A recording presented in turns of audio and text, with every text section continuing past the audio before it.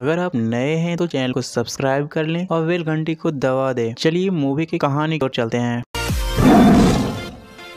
आप देख रहे हैं M2 मूवी एक्सप्लेन। कहानी की शुरुआत में हम 8 लोगों को देखते हैं जिन्हें एक कमरे में ले जाकर बैठने को बोला जाता है और उन सबों को एक पेंसिल और पेपर दिया जाता है। दरअसल उन 8 को एक एग्जाम के लिए बुलाया गया था। खैर इसके बाद एग्जामिनर उन्हें एग्जाम का रूल बताने लगता है। सबसे पहले वह बताता है कि आपको क्वेश्चन का केवल एक ही आंसर देना होगा और दूसरी बात बताता है अगर कोई मुझे या गेट पर खड़े गार्ड से बात करेगा तो उसे डिस्क्वालीफाई कर दिया जाएगा और अगर किसी ने अपने पास रखे पेपर को खराब किया तो उसे भी डिस्क्वालीफाई कर दिया जाएगा। खैर इसके बाद एग्जामिनर उनसे पूछता है क्या आपके मन में किसी प्रकार का कोई क्वेश्चन है, जिस पर वहाँ बैठे लोग उसकी बातों का कोई जवाब नहीं देते। इसके बाद एग्जामिनर घड़ी में 80 मिनट का टाइम सेट करके वहाँ से चला जाता है। अब एग्जाम में बैठे लोग क्वेश्चन पेपर को देखते हैं तो उसमें कोई क्वेश्चन लिखा हुआ ही नहीं था। यह देखकर सभी सोच में पड़ जाते हैं और क्वेश्चन को ढूंढने लगते हैं। तभी उस रूम में बैठी एक कैंडिडेट घबराकर क्वेश्चन पेपर पर लिख देती है, जिससे क्वेश्चन पेपर खराब हो जाता है। तभी गार्ड उसके पास आता है और उसे कमरे से बाहर निकाल देता है क्योंकि उसने पेपर खराब कर दिया था। खैर इसके बाद बाकी बचे कैंडिडेट को समझ में आ गया था कि वे अपने पेपर पर अपने मन से कुछ भी नहीं लिख सकते। थोड़ी देर बाद एक कैंडिडेट एग्जामिनर की बातें याद करता है कि कोई उससे बात नहीं कर सकता है और ना ही गार्ड से बात कर सकता है, लेकिन आपस में तो बातें कर सकते हैं। इसके बाद सब आपस में बातें करने लगते हैं और उस पेपर में क्वेश्चन को ढूंढने की कोशिश करने लगते हैं। सभी कैंडिडेट एक दूसरे को अपने नाम नहीं बता सकते थे, इसीलिए उनका एक कैंडिडेट उनके बालों के कलर के हिसाब से नाम रखता है। वह खुद का नाम व्हाइट रखता है और बाकी का नाम ब्लैक, ब्राउन, ब्लॉन्ड, ब्रूनेट और डार्क रखता है और लास्ट में बचे एक कैंडिडेट का नाम वह डफ रखता है क्योंकि वह किसी बातें नहीं कर रहा था। खैर इसके बाद वे सब क्वेश्चन का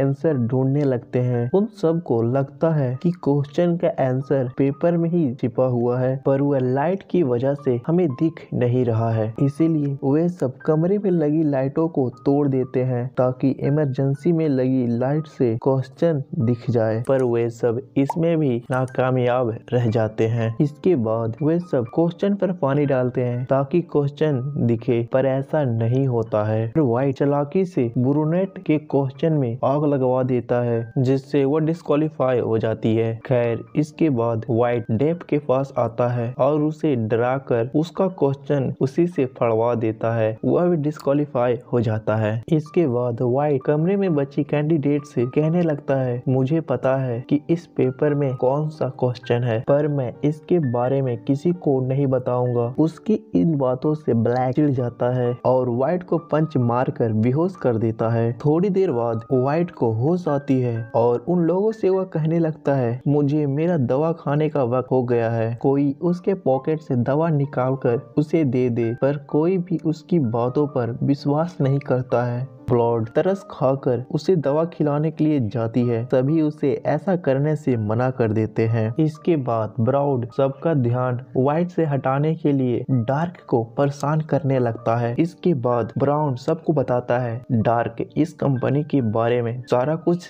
जानती है, बस वह बताना नहीं चाहती। इसके बाद ब्राउन उसे टॉर्चर करने लगता है, तभी वह बताती है मैं पहले इस कंपनी में काम किया करती थी, पर बहुत ही नीचे लेवल का, जिससे मुझे इस कंपनी के बारे में ज्यादा कुछ पता नहीं है। ब्राउन की बातें सुनकर डार्क उसे छोड़ देता है। तभी सबकी नजर व्हाइट पे जाती है, जिसके नाक से ब्लड निकल रहा था। ब्लैक सबको बताता है व्हाइट सही बोल रहा था कि उसे बीमारी है, क्योंकि जो बीमारी व्हाइट को है वही बीमारी मेरी वाइफ को थी और टाइम पर दवा ना मिल पाने से उसकी डेथ हो गई। ब्लैक की बातें सुनकर तभी उसके कपड़ों में दवा ढूंढने लगते हैं, पर दवा नहीं मिलती है। अब व्हाइट को मरता देख डार्क गार्ड से मदद मांगती है। ऐसा करते ही गार्ड उसे उस कमरे से बाहर निकाल देता है, जिससे वह डिस्क्वालीफाई हो जाती है। तभी ब्लड को दवा मिल जाती है और व्हाइट को दवा खिलाते ही वह नॉर्मल हो जाता है। खैर इसके बाद व्हाइट सबको बताता है इस पेपर में क्वेश्चन है ही नहीं,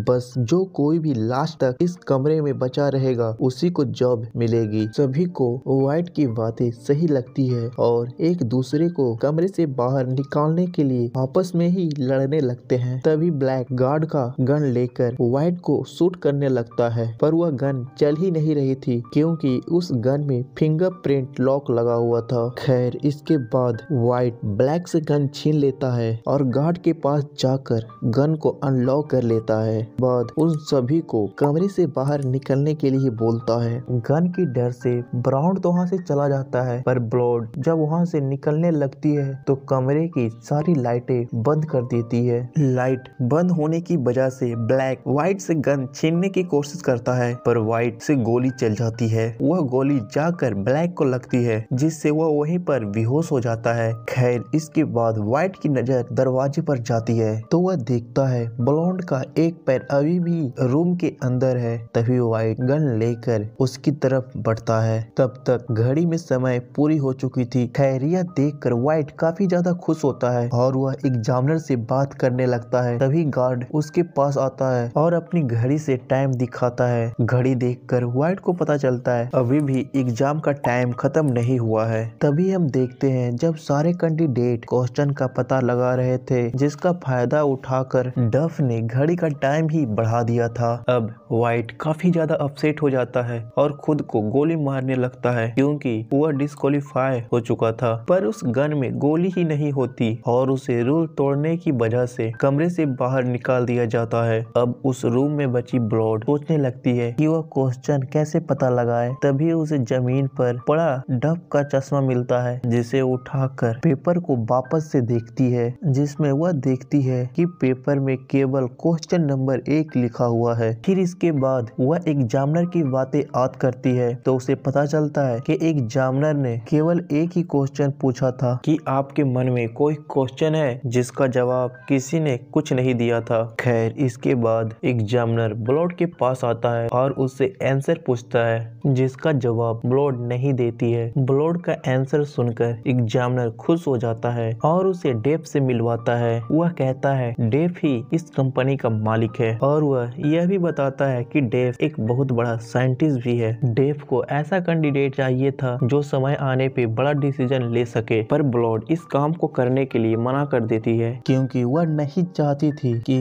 इस काम को करने के लिए किसी का जान लेना पड़े। तभी वह देखती है ब्लैक अब होश में आ गया है क्योंकि उसे लगने वाली गोली नकली थी। यह देखकर ब्लड को अच्छा लगता है क्योंकि उस कंपनी का मकसद किसी को मारना नहीं था। इसके बाद ब्लड काम करने के लिए मान जाती है और कहानी यहीं पे समाप्त हो जाती है। अगर कहानी पसंद आई हो तो चैनल को सब्सक्राइब कर दें। मिलते हैं अगले वीडियो में। फिलहाल के लिए बाय।